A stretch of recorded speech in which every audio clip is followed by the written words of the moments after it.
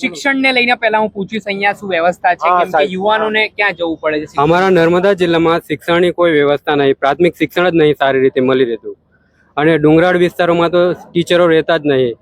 એક સ્કૂલમાં માંડ એક ટીચર હોય, અમુકમાં તો રહેતા નહીં. અને શિક્ષણ માટે અમારે બી બહાર જવું પડતું છે. અમારે નર્મદા જિલ્લામાં સારી શિક્ષણની સુવિધા નહીં, અને અમારે બી પછી ગાંધીનગર, અમદાવાદ જવું પડતું છે કોલેજ કરવા માટે કે ગમે તે. તમે ક્યાં સુધી ભણ્યા? મારે ડિપ્લોમા છે. શામાં? ઇલેક્ટ્રિકલમાં. તો ક્યાં ભણવા જાવ છો? મેં પાટણ ભણતો હતો, પાટણ પતાવ્યો ડિપ્લોમા. અચ્છા. હા. તો હાલ જે સ્થિતિ નિર્માણ પામી છે, અહીંયા એક તરફ વિકાસ મોડેલના વાતો થાય છે, બીજી તરફ યુવાનો માટે અહીંયા રોજગારી નથી. તો તમને આજે નોકરી કરવી હોય તો નોકરી માટે તમને ક્યાં જવું પડે? નર્મદામાં જો વ્યવસ્થા નથી તો? નર્મદામાં વ્યવસ્થા નહીં, એટલે નોકરી કરવા માટે અમારે ભરૂચ, કાં તો અંકલેશ્વર, કાં તો અમદાવાદ, ગાંધીનગર જવું પડે. રોજગાર માટે ત્યાં જવું પડે, નહીં તો તૈયારી કરવી હોય તો અમારે ડાયરેક્ટ ગાંધીનગર જ જવું પડે.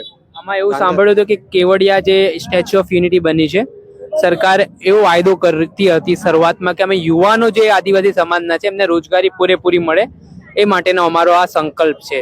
તો કેવડિયામાં આદિવાસી યુવાનોને રોજગારી મળી રહી છે?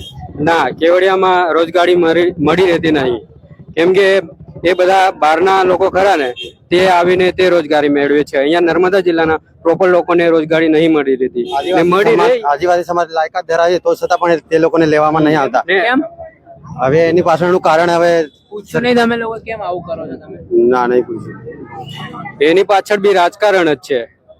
બાકી ભણેલા એજ્યુકેટેડ થી માંડીને બધા જ છે નર્મદા જિલ્લામાં. નહીં કે આદિવાસી સમાજ આગળ આવે ને આગળ વધે, એ જ કારણે નહીં લેતા હોય ને. વડાપ્રધાન તો અહીંયા આવ્યા હતા ને કહેતા હતા કે હું તો આદિવાસી સમાજના યુવાનોના વિકાસ માટે અહીંયાથી સંકલ્પ લઈને જઈ રહ્યો છું કે એમનો વિકાસ થાય. યુવાનો એજ્યુકેશન સારું મળે તો જ વિકાસ થવાનો છે, બાકી નહીં થાય વિકાસ. જ્યાં સુધી એજ્યુકેશન નું પ્રાથમિક સુધારો નહીં થાય નર્મદા જિલ્લામાં, ત્યાં સુધી યુવાનોનો વિકાસ નહીં થાય. શું લાગે, જિલ્લા પંચાયત આવી છે આમ આદમી પાર્ટીની, તો ઘણું કંઈક ફેરફાર લાગે તમને? હવે બોડી બેસે પછી સૈતરભાઈ છે ત્યાં સુધી તો લાગે જ છે કે યુવાનો માટે લડે છે. હવે અમે પરિવર્તન લાવશું. અમારા જે છે સૈતર સાહેબ છે, જેમને અમને વિધાનસભા સુધી પહોંચાડેલા છે, હજુ અમે વિચારીશું આગળ સાંસદ સુધી અમે પહોંચાડીશું, અને વધે ત્યાં સુધી લોકોના દિલમાં રાજ કરી લોકોની સમસ્યાઓનું નિરાકરણ લાવે છે.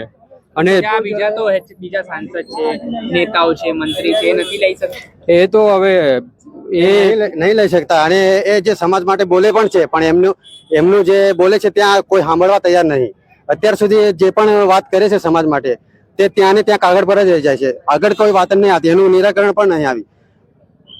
મેડિકલ વ્યવસ્થા ને એવું કશું નથી. મેડિકલ સાગબારા, ડેડિયાપાડા ને અમારા નર્મદા જિલ્લામાં બી જે હોસ્પિટલ છે એમાં બી શરદી, ખાંસી, તાવ સિવાય બીજી કોઈ મેડિકલ સારવાર થતી જ નહીં, ખાલી નામનું જ છે. કઈ બી પ્રોબ્લેમ હોય ઓપરેશન રીતનું તો અમારે બરોડા સુધી જવું પડે છે. આ બાજુ સાગબારાથી અહીંયા રાજપીપળા આવે, રાજપીપળાથી ડાયરેક્ટ રિફર કરીએ બરોડા. હોસ્પિટલાઇટીની વ્યવસ્થાઓ જેવી કોઈ વ્યવસ્થા ના છે, પણ હવે એમાં એટલી બધી સગવડ નહીં, પૂરતા મશીનો નહીં, પૂરતા ડોક્ટરો નહીં.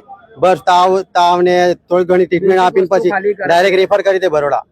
એટલે આ બાજુથી પબ્લિક આવતા ત્યાં બરોડા પહોંચતા 2 કલાક નીકળી જવાના, પછી માણસ તો મૃત્યુ જ પામે, પછી ક્યાં જવાનો હતો ઇમરજન્સી હોય તો. ચોક્કસથી થેન્ક યુ સો મચ, ખૂબ ખૂબ આભાર. યુવાનો નર્મદા જિલ્લાના જે ખાસ કરીને વિવિધ સમસ્યાઓનો સામનો કરી રહ્યા છે અને કહી રહ્યા છે કે અમને ચૈતર વસાવા પર વિશ્વાસ છે કે તેઓ ચૂંટાઈને આવ્યા છે તો કંઈક નવા જૂની કરશે વિસ્તારમાં. વૈષ્ણવજન તો તેને કહીએ જે